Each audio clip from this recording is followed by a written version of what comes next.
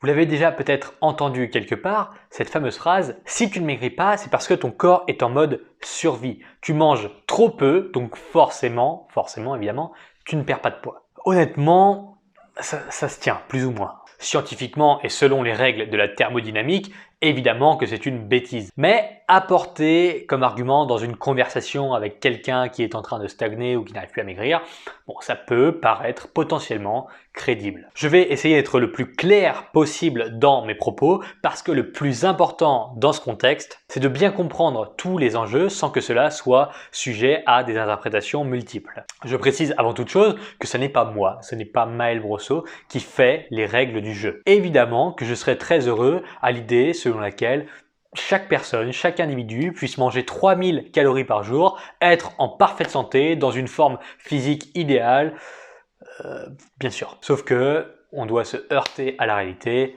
ça n'est pas le cas. Alors, est-ce que manger trop peu empêche, oui ou non, de maigrir?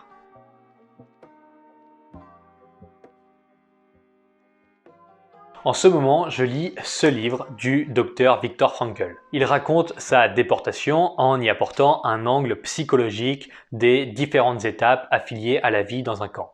À la page 40, il détaille assez précisément la diète des prisonniers à cette époque-là. C'est en anglais, mais je vais essayer de vous apporter la meilleure traduction littérale possible. Un travailleur normal vivait sur 250 grammes de pain et 800 ml de soupe par jour et avait au minimum 12 heures de travaux extrêmement rudes physiquement, quotidiennement. Ok, qu'est-ce que ça veut dire? Que les prisonniers avaient au total et en étant généreux 800 à 900 calories par jour, tout en prenant en compte une dépense énergétique absolument considérable puisqu'ils travaillaient 12 heures dans des travaux manuels pour construire des rails, pour briser les cailloux, etc. C'est affolant. Donc, question.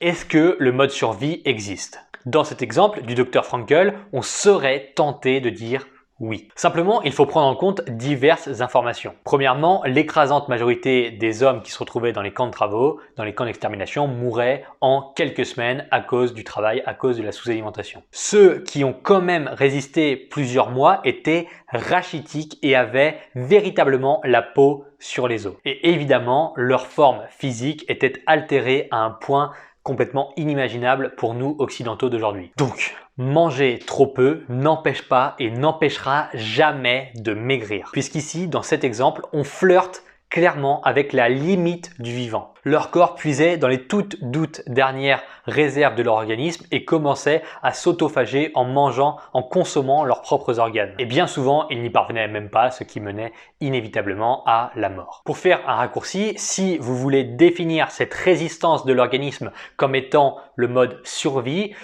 je peux vous l'accorder. Sauf que, pour être cohérent, vous devez également valider l'idée selon laquelle ce mode survie n'est atteint et n'existe qu'au seuil de la mort causée par la sous-alimentation. Autrement dit, pour mettre les choses au clair, si aujourd'hui il vous reste 20, 10, 5 kilos à perdre et que vous n'avez pas la peau sur les os, vous n'êtes pas en mode survie. Et ce qui vous empêche de maigrir n'est certainement pas un apport calorique trop faible.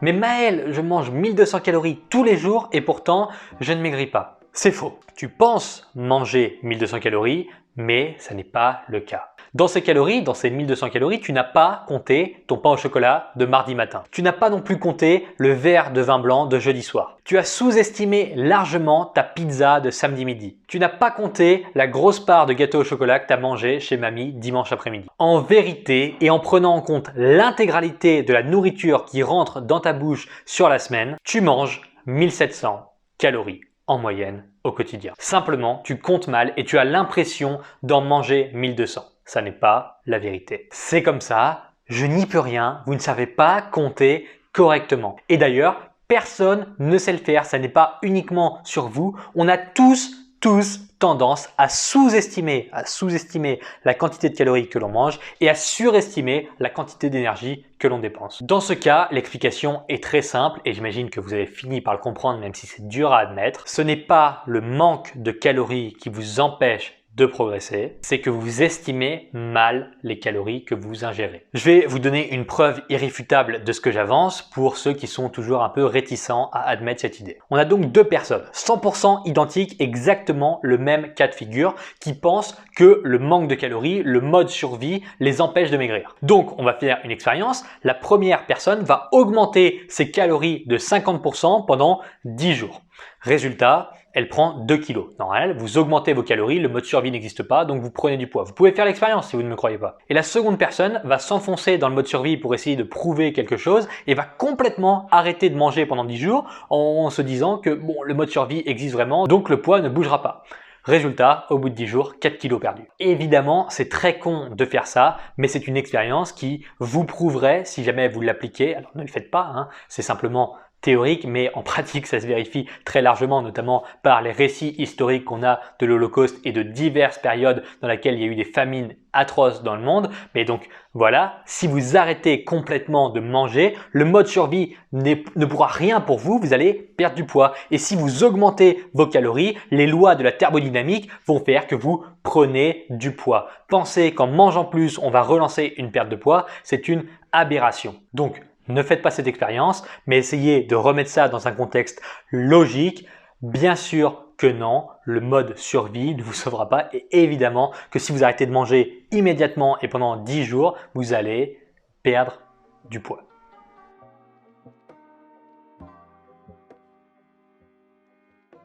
C'est extrêmement fréquent d'avoir des individus qui, après une perte de poids, sont obligés de manger moins de calories que la moyenne juste pour se maintenir et garder leurs résultats. Et alors là, les grands scientifiques d'internet vont se relever d'entre les cendres et vous dire « Voilà, tu as craché ton métabolisme, c'est très grave, maintenant tu peux plus manger à ta faim, c'est terrible, c'est parce que tu as fait un mauvais régime. » Plutôt que de vous faire un long discours, une image vaut 1000 mots, donc je vous partage celle du docteur Spencer Nadolsky à ce sujet. Si vous avez perdu du poids, votre fréquence métabolique a potentiellement ralenti, et même très certainement d'ailleurs. Cela ne s'appelle pas cracher son métabolisme, cela s'appelle la physiologie.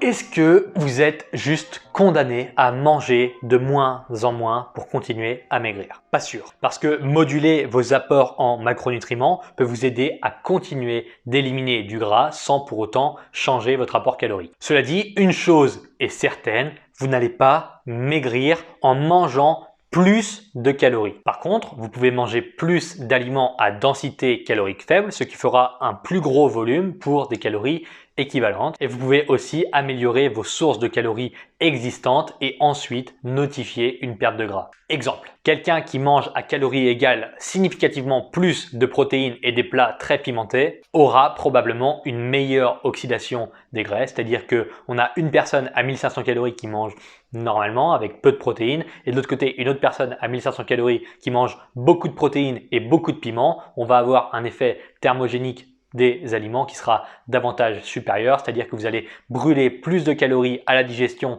de ces aliments-là, augmenter la thermogénèse corporelle et donc potentiellement brûler plus de gras dans ce cas de figure.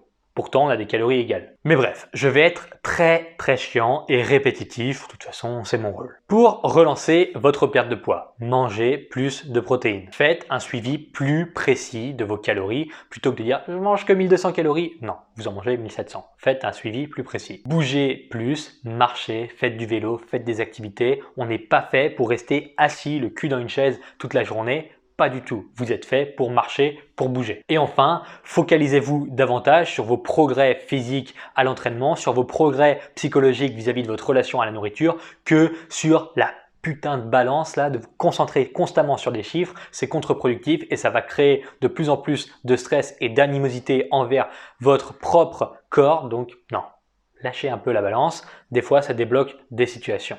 À nouveau, ce n'est pas moi qui décide, je ne fais que transmettre des idées qui semblent faire consensus à un instant X. Et tout ça, évidemment, dans la limite de ma propre compréhension des choses. Surtout, avant de prendre des informations comme argent comptant, regardez à qui profite le fameux mode survie. Forcément, vous voulez maigrir plus sans manger moins. Et là, forcément, un gentil lutin vert arrive en vous contant la douce mélodie que vous voulez entendre. Mange plus, ça débloquera la situation, tu es en mode survie. Ou encore, Fais un cheat meal, ça va relancer ton métabolisme. Foutaise. Je ne suis pas là pour être aimé ou pour maintenir les gens dans un confort mental de pacotille. Le mode survie est une connerie, c'est un beau mirage, une belle promesse attrayante et brillante. Je suis loin, très loin de vous dire qu'il faut s'affamer pour perdre du gras, et si c'est ce que vous avez compris, vous m'avez mal compris. Auquel cas, je vous incite à regarder mes autres vidéos pour avoir une compréhension globale de ce qu'est le rééquilibrage alimentaire.